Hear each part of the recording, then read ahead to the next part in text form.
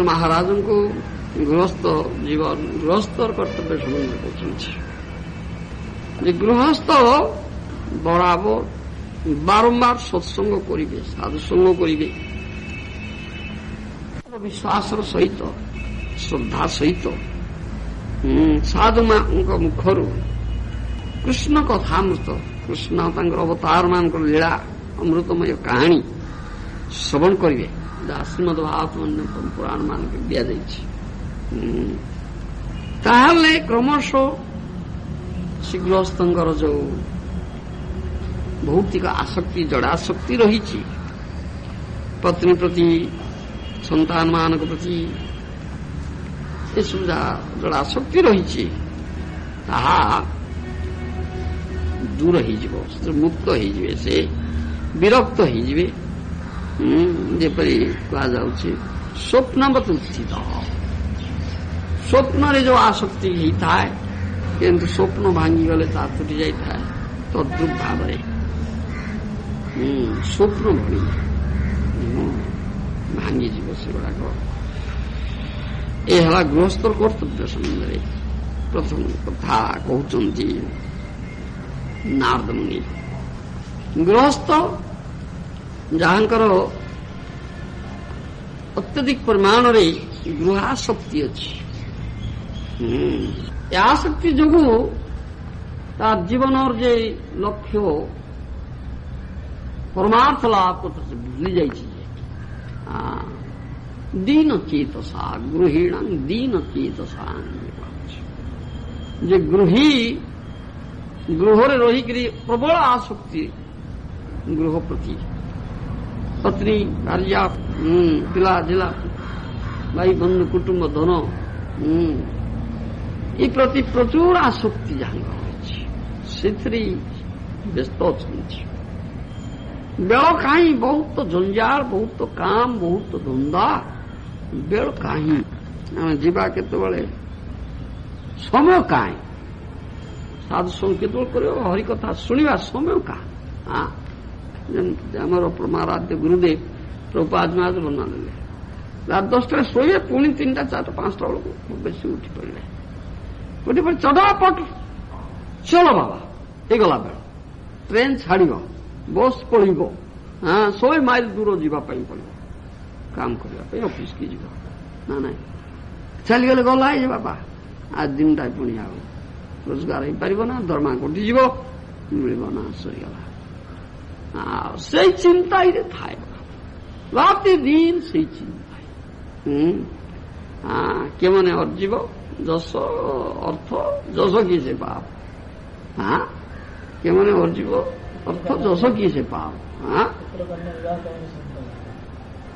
ଏସବୁ କଥା। ପୁତ୍ର କନ୍ୟା ବିବାହ କେମାନେ ସମ୍ପାଦିବ, ନା ନାଇଁ,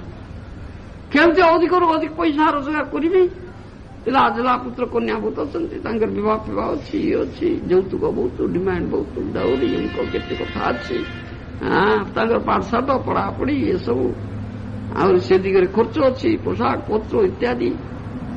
କିଛି ଡିମାଣ୍ଡ ଅଛି, ତାକୁ ପୁଣି ପୂରଣ କରିବା ପାଇଁ ପଡିବ। ଅର୍ଥ କିପରି ଅର୍ଜନ କରିବି, ଯଶ ପାଇବି, କୀର୍ତ୍ତି ପାଇବି, ବାହବା ପାଇବି, ହୋ ବଢିଆ ଅର୍ଜନ କରୁଛି, ଆଉ ବେଶ ଆହାର ନିଦ୍ରା ଭୟ ମୈଥୁନର ବଡ ସୁନ୍ଦର ବ୍ୟବସ୍ଥା କରିପାରିଛି। ଏକ୍ସପର୍ଟ ଲୋକ, ଏଇଟା ଏକ୍ସପର୍ଟ ବ୍ୟକ୍ତି, ବଡ ଦକ୍ଷ ବ୍ୟକ୍ତି, ଇଏ ବଡ ଚଲାକ, ଏସବୁ ସୁନ୍ଦର ବ୍ୟବସ୍ଥା କରିପାରିଛି, ନା ନାଇଁ। ଏଥିରେ ସେଇ ଚିନ୍ତା, ସେଇ ଭାବନା ତାର ରହିଛି, ରାତି ଦିନ ଏଇ ଚିନ୍ତା, ଏଇ ଭାବନା, କୃଷ୍ଣ ଚିନ୍ତା ନାହିଁ। ନାନା ପ୍ଲାନ ପ୍ରୋଜେକ୍ଟ ବସି ସେ ସମ୍ବନ୍ଧରେ କରି ଚାଲିଛି, କେତେ ପ୍ରକାର, କେତେ ଧନ୍ଦା, କେତେ ବ୍ୟବସାୟ, କେତେ କୁଆଡେ ମିଳେଇ, କେତେ କଣ କରିଛି, ଯାହା କୁହାଯାଉଛି। ଆଉ କେହି ମଧ୍ୟ ଯାହା ଏଠି କୁହାଯାଉଛି, ତାଙ୍କର ଫ୍ୟାକ୍ଟରୀ ବା କଳକାରଖାନା ବା ଅଫିସରେ କଠିନ ପରିଶ୍ରମ କଲା ପରେ ଆସି ଆହୁରି କୋଉଠି ଏକ୍ସଟ୍ରା କାମ ମଧ୍ୟ କରୁଛନ୍ତି,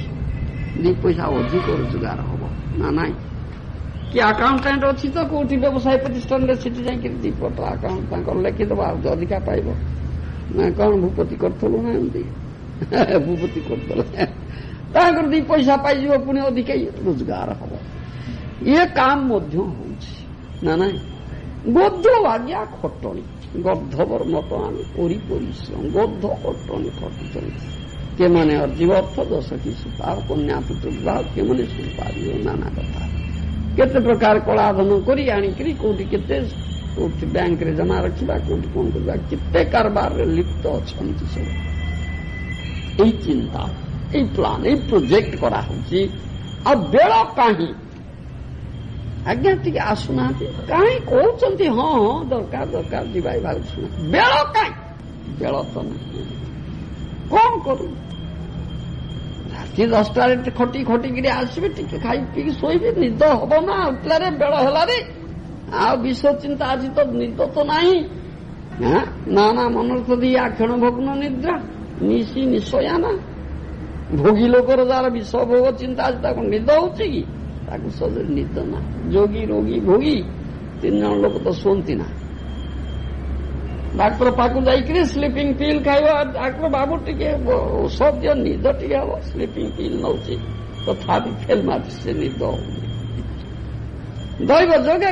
ଛାଇ ନିଦ ଟିକେ ମାଗିଲାଣି ତ କୁକୁର ଭୁକିଲାଣି ଆଉ ସେ ଆଇଲା ରେ କୋଣ୍ଟ ଆଇଲା ରେ ତୋ ଚସ୍କର ଆଇଲା କିଏ ଆଇଲେ କିରେ ସେ ସରକାରୀ ଲୋକ ଆଇଲେ ଘେରଉ କଲେ ରେ ବାବା ସରକାରୀ ଘେରଉ କଲାଣି କଳାଧନ କରି ରଖିଛନ୍ତି ସାମନ୍ତ ସିଂହାର ବାବୁ ଇଞ୍ଜିନିୟର ହେଇକରି କୋଉଠି କଣ କରିକିରି ଘେରଉ କର ତାଙ୍କୁ ଧର କୋଉଠି ଘର କରିଛନ୍ତି ପୁଣି ରାଜଧାନୀରେ ତାକୁ ଭଡା ଲଗେଇ ପୁଣି ସରକାରୀ ଘର ରହିଛନ୍ତି ଧର ତାଙ୍କୁ ଇଏ ସବୁ କଥା ଚିନ୍ତା ମନରେ ଆସିଲେ କିରେ ବୋଇଲେ କିରି ବାପା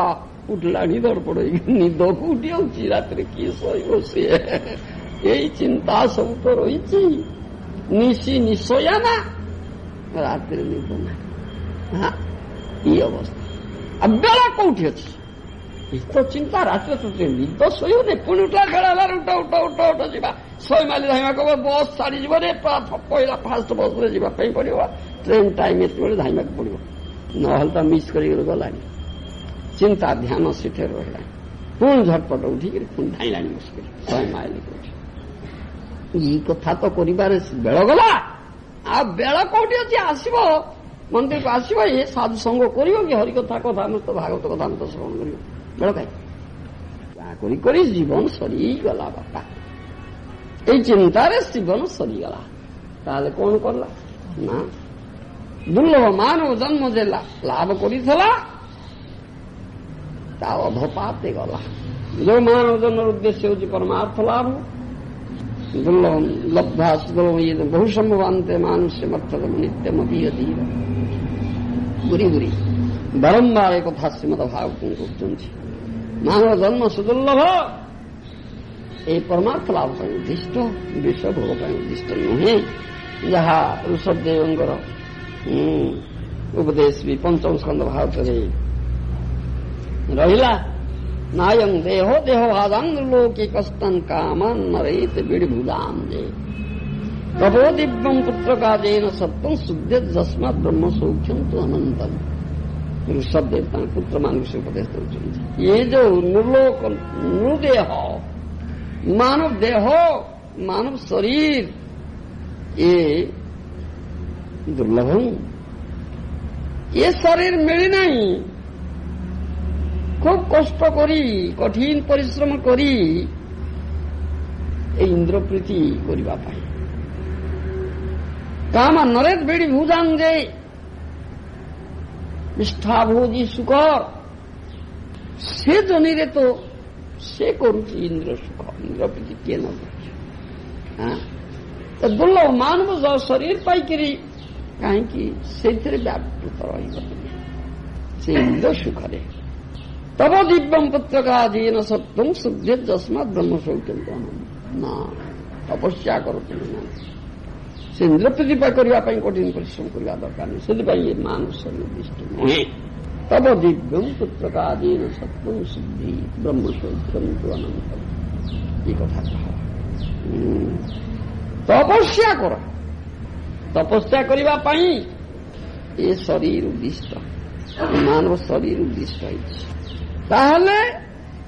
तुम माने विशुद्ध हब एवं फलत अनंत दिव्य सुख आनंद उपभोग करने सक्षम हब।